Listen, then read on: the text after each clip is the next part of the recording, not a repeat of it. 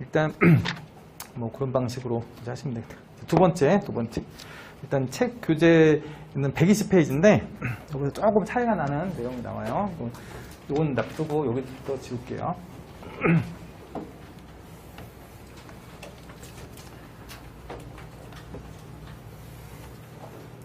두 번째 주제가 일단 유학서에는 이제 두 가지가 있는데 과세 대상이라는 게 있고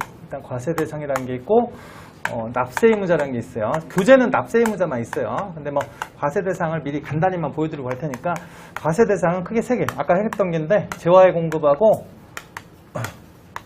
그다음에 용역의 공급하고 재화의 수입. 우리가 과세하는 거는 세 개야, 세 개. 그러면 이제 일단 요거는 나중에 배울 건데 이 재화라는 게 뭔지 공부하셔야 되고 용역이라는 거 먼저 공부할 거고 그 다음에 이것 중에 재화의 공급은 과세할 건데 그러면 이런 것들 공급되는데 그럼 이런 것들 다 과세할 거냐인데 이제 그런 것 중에서 또 공급은 하긴 했지만 과세가 안 되는 것도 있어. 안 되는 게 있고 또 하나 실제로 공급하진 않았는데 공급한 걸로 보고 과세했다는 게 또 있어. 대표적으로. 그래서 대표적으로 용어는 이제 재화의 공급으로 보지 않는 것 이렇게 보는 거랑 또 하나 간주 공급이라는 게 또 있다. 뭐 하여튼 그런 것들이 있으니까 그런 것들은 이게 2장에서 나오거든, 2장. 근데 교재 2장. 이 교재 2장에서 두 번째 장에서 절인가 나올 건데 노트에는 우리 요약서에는 앞에 간단하게 소개해 놨어. 근데 그건 나중에 설명드릴 테니까 그거 지나가고 이제 요거는 다음번에 뒤쪽에서 설명 같이 할 거고 여기서는 납세 의무자만 먼저 설명드릴게요. 여러분 이 납세 의무자는 ABC를 얘기하는 거예요. ABC를 얘기하는 건데 얘네도 이제 크게 중요하진 않지만 얘네는 크게 두 개로 나눌 거예요. 두 개로. 납세 의무자는 사업자와 요즘 사업자가 납세 의무자라고 했으니까 또 하나가 있어.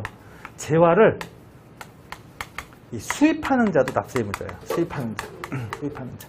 납세 의무자. 그러니까 지금 부가세를 신고하시는 분들은 이 사람들인데 여러분들이 외국에서 재화를 수입하잖아요. 그러면 여러분들도 납세 의무자가 돼야 된다는 소리야 일단은.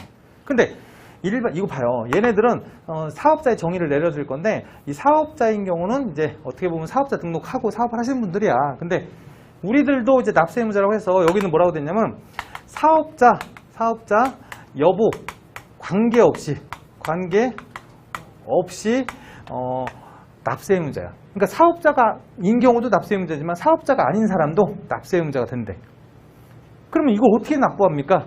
이거는 세관장이 대신 징수해서 신고해준다. 그러니까 여러분들이 물건을 수입을 하면 거기서 부가세를 부담을 하고 수입을 해야 돼. 그럼 부담을 할 때 그 세관장이 걷어다가 내줄 거야 대신. 그런 방식이기 때문에 공부할 게 없어. 공부할 게. 세금 계산서도 누가 끊어줘?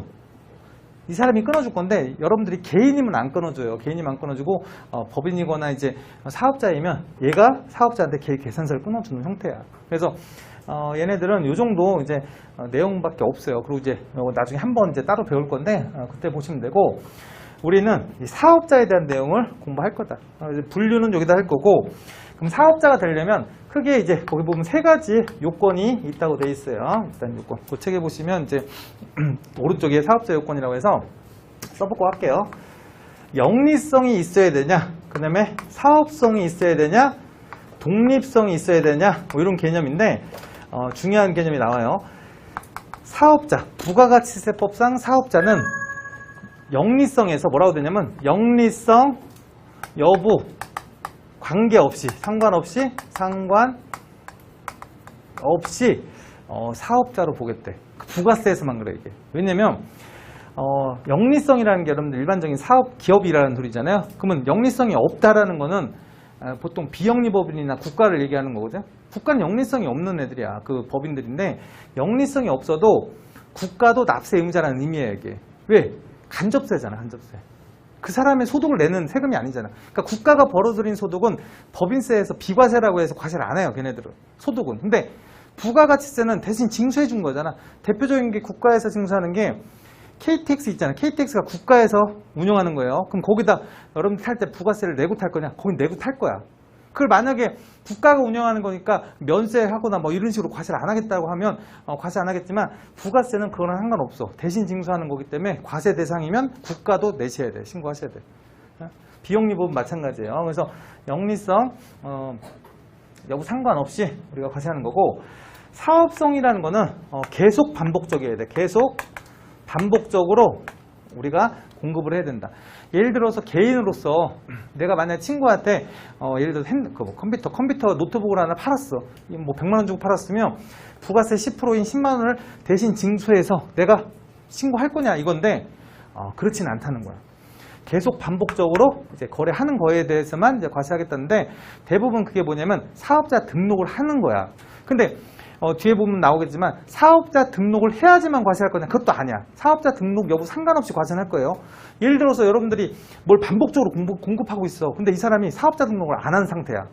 그럼 세무서에서 안 했어요? 그럼 과세 안 해야겠네? 이러진 않을 거 아니에요. 그래서 등록을 직권으로 시키고 할 정도로 사업자 등록을 안 해도 과세 대상이 되는 거고, 또 하나, 내가 물건을 실제 사업자로 팔았는데 저 사람이 나한테 부가세를 깜빡하고 안 줬네? 그렇다고 내가 안 받았다고 해서 징수를 안 했다고 해서 안 내는 거냐? 그것도 아니야.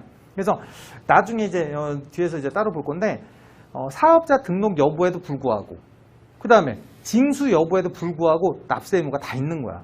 뭐일 때? 과세 대상이면.